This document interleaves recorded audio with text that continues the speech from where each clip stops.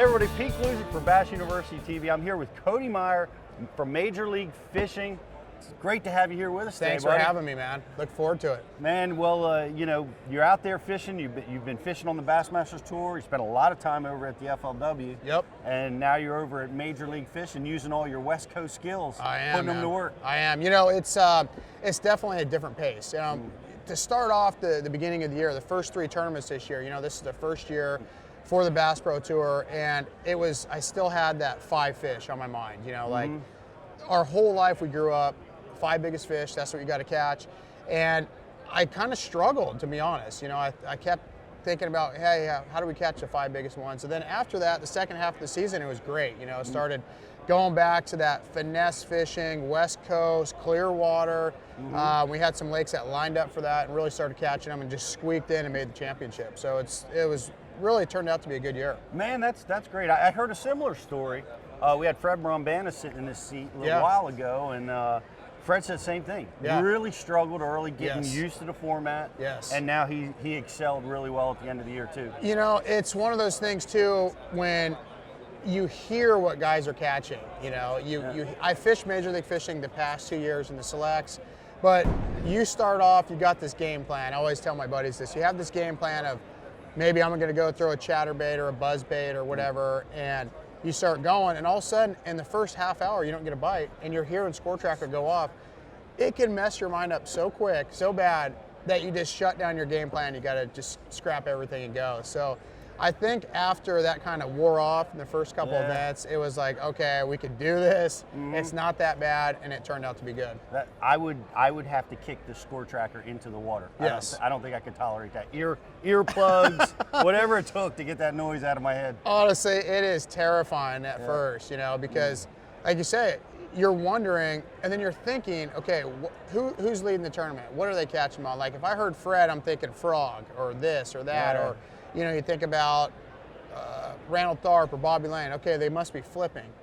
And so then you try to go flip, you try to go do that, and really Bobby Lane's probably out there throwing a drop shot or something like that. So it throws you a curve. It throws you a curve. It's a guessing game, but it's really fun. And I'll tell you what, if we ever went back to 5 fish, it's honestly easier at this point because it is hard. I didn't think it was going to be as hard as it was to catch and catch and catch and catch and never slow down.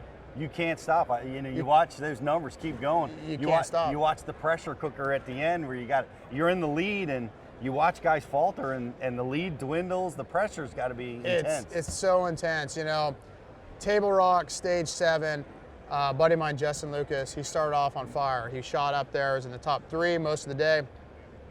In the last hour, he thought, okay, I'm in. Went on cruise mode and fell out of the top 10. So you can never slow down. There's nothing like, you know, a normal tournament, you'd save your best spot for the final day.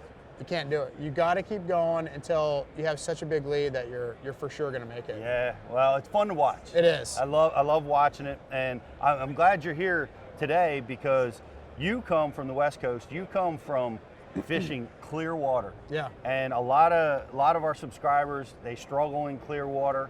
It intimidates them, and it can be intimidating when you've got visibility 10, 20 feet deep. Yes. Out at Lake Mead, I fished one time, and it was like 30 feet of visibility. You can see a little sagebrush down there at 30 feet. It's incredible. It's incredible. So it can be intimidating.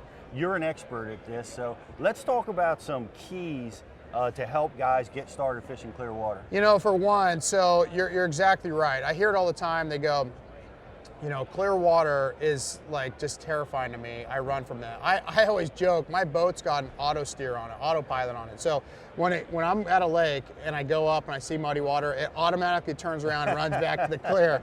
No, but the keys are, it's just, you got to be a lot more stealth, you know, for one. You think about, people say all the time, man, the fish are deep, they're in 20 feet. Your bass boat is 20 feet long. It's not that big.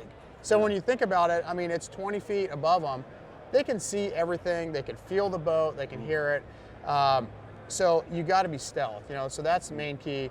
And then when you're in really clear water, shade is very important. You know, key little things to structure, because, you know, growing up on the West Coast, I've seen 40-foot visibility. You know, so you can literally see, like you said at Lake Mead, down 30, 40 feet pretty easily. So if you get over the top of those fish, they know you're there, they're not gonna bite. So you've got to stay back. Light line is very important, you know, 6, 8 pound test, really important.